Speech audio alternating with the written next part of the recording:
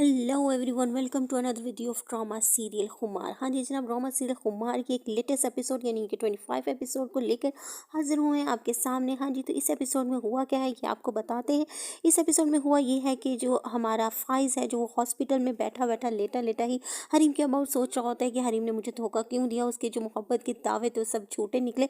Each and everything उसको पुराने ख्यालात जो आ रहे होते हैं, और हमारे फाइज की अम्मा जो है वो घर आके हरीम की तमाम चीज़ें जो है वो छुपा देती हैं, साइड पे लगा देती हैं, ताकि कोई भी ऐसी चीज़ हरीम की जो है वो उसके फाइज के सामने ना आए, जिसे देख के हरीम को यानी कि फाइज को हरीम की याद आए। और इसी असना में जो नौकरानी होती है उसको फाइज के रूम से हरीम का मोबाइल फ़ोन मिल जाता है, जिसे देख कर जो कहकशा बेगम है और भी ज़्यादा खुश हो जाती है कि ये तो बहुत ही अच्छा हुआ कि वो अपना मोबाइल फ़ोन यहाँ छोड़ गई।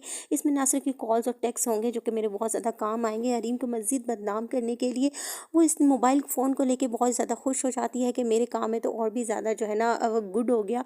उस मोबाइल फ़ोन को लेके चली जाती है और तमाम चीज़ें जो है वो हरीम की रख देती है, और नौकरानी और अपनी बेटी से कहती है कि जी फाइज जब भी आए तो उसको यही कहना है कि हरीम आई है और अपनी तमाम चीज़ें लेके जो है वो यहाँ से चली गई है और खुला का दावा भी कर गई है।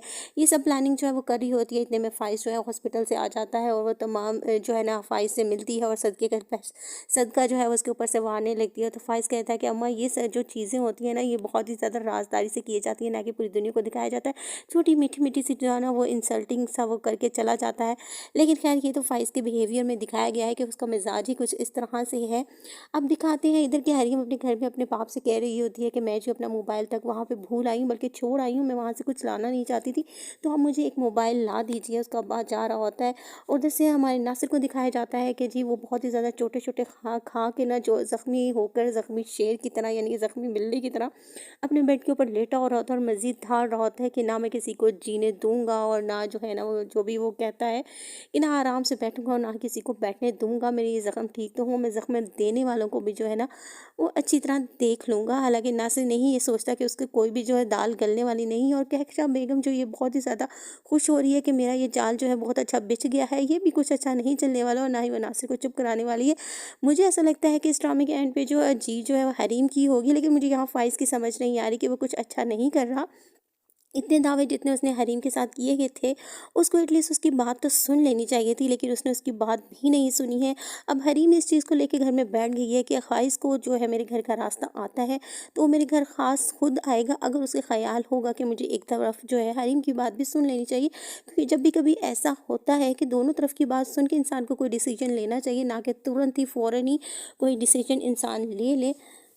अब फ़ाइज़ को दिखाया जाए कि घर आने के बाद फ़ाइज़ और भी ज़्यादा जो है ना वो गमगीदा हुआ होता है अपने रूम में जाके। उसका हरीम की और भी ज़्यादा जो है ना वो याद आने लगती है, लेकिन वो बहुत ही ज़्यादा रो रहा होता है। और उसकी अम्मा वो आके वहाँ पे जिसे कहते हैं ना जल्दी पे तेल का काम करती है, और उसे मज़ीद जो है ना वो हरीम के ख़िलाफ़ जो है भड़काती है कि हरीम आई और अपनी तमाम चीज़ें लेके चली गई, और तुम इस बेमामूली सी लड़की के लिए अपना आप इतना ख़राब कर रहे हो, इतनी टेंशन ले रहे हो, इतने जो है ना गमगीदा हो रहे हो, इस किस्म की बातें करती हो। फ़ाइज़ तमाम सुनने से इनकार कर देता है। उसे कहता है कि भाई अम्मा मुझे तुमसे एक ही चीज़ चाहिए, वो है तन्हाई, तो प्लीज़ मुझे दे दो। खैर जैसे फ़ाइज़ हमेशा से मीठी मीठी अपनी अम्मा की करता है उसी तरह से करता है और अम्मा को वहाँ से रुखसत कर देता है। और लेकिन फिर भी उसके बारे में सोच रहा होता है कि सब क्या हुआ, कैसे हुआ मेरे अबाउट। लेकिन फिर अब वो दोबारा से हरीम के साथ कांटेक्ट करने की कोशिश करता है, उसको कॉल्स करता है, बट वो कॉल्स करेगा कैसे, क्योंकि हरीम का मोबाइल तो है कहकशा बेगम के पास। हाँ जी जनाब। तो अब दिखाया जाता है कि कहकशा बेगम जो है वो कॉल्स देखती है बट रिसीव नहीं करती और फ़ोन बंद करके रख देती है। इस तरह नासिर भी जब हरीम को कॉल करेगा कहकशा बेगम उठाएगी, और कहकशा बेगम आगे से नासिर से कहेगी कि भाई जिससे तुम्हें ज़ख्म लगे हैं इनको जो है तुम हमेशा से याद रखना और मज़ीद मुझसे कांटेक्ट मत करना। जब इस किस्म की बातें जो वो नासिर से करेगी और उसको मज़ीद पेमेंट देने से इनकार करेगी, तो मुझे ऐसा लगता है कि नासिर ये तमाम चीज़ें जो है वो खोल देगा और कहकशा बेगम का राज जो है ना वो फास हो जाएगा। तो अब देखते हैं हम लेटेस्ट एपिसोड में दिखाते हैं, 2-4 एपिसोड तो जो है वो इसी चीज़ के अंदर गुजारी जाएंगी, फिर उसके बाद हमें दिखाया जाएगा कि ये सब क्या होता है कहकशा बेगम के साथ। लेकिन कुछ एपिसोड जो है वो कहकशा बेगम की फताही में दिखाया जाएगा कि कहकशा बेगम जो है वो खुश हो रही है कि उसने जो है ना वो जो चाहा वो उसने कर दिया। अब देखते हैं कि मज़ीद कहकशा बेगम कितनी एपिसोड के अंदर खुश रहती हैं और किसकी जीत और किसकी हार होती है। ये सब देखने के लिए रहिएगा मेरे साथ, और अगर आपको मेरे रिव्यूज़ अच्छे लग रहे हैं तो प्लीज़ लाइक कीजिएगा, कमेंट कीजिएगा और सब्सक्राइब करना तो मत भूलना।